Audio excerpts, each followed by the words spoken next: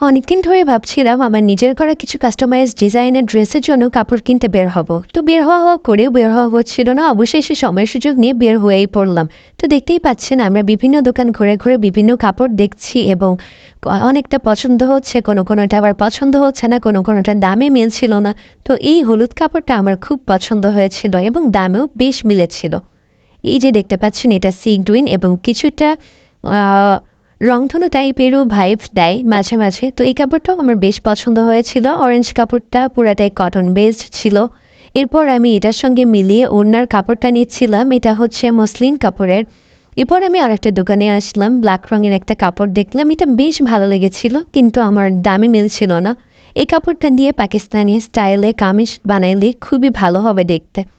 এরপর সব কেনাকাটা শেষ করে আমরা লেসের দোকানে আসলাম। লেসের দোকানে যে আমরা বিভিন্ন ড্রেসের সঙ্গে বিভিন্ন লেস মেলানোর চেষ্টা করলাম। এই যে দেখতেই পাচ্ছেন এই ব্ল্যাক কাপড়টার সঙ্গে বিভিন্ন লেস আমি মিলিয়ে মিলিয়ে দেখছিলাম এক্স্যাক্টলি কোনটা ভালো লাগে। দোকানদারও আমাকে বেশ হেল্প করেছিল।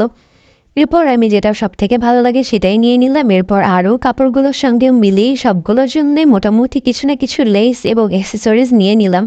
এই যে এটার সঙ্গে দেখতেই পাচ্ছেন আমি দুইটা লেস মিলিয়ে রেখেছিলাম, একটা হচ্ছে কিছুটা পার্পল কালারের আর একটা হচ্ছে খয়েরি কালারের। তো অবশেষে আমি খয়েরি কালারটাই চুজ করেছি যেহেতু এটাই সব থেকে বেশ মিলল। এরপর এটার সঙ্গে আমি খুবই চিকন টাইপের একটা লেস খুঁজছিলাম, তো অবশেষে আমি সেটা পেয়ে গেলাম এবং সেটা নিয়েও নিলাম। বেশ ভালো লাগছিল। এরপর লেসের কেনাকাটা শেষ করে আমি চলে গেলাম সুতা চুমকি পুঁথির দোকানে এবং এখান থেকে আমি যেগুলো প্রয়োজনীয় জিনিস লাগে সেগুলো মোটামুটি নিয়ে নিলাম যাতে আমি কাজটা শুরু করতে পারি।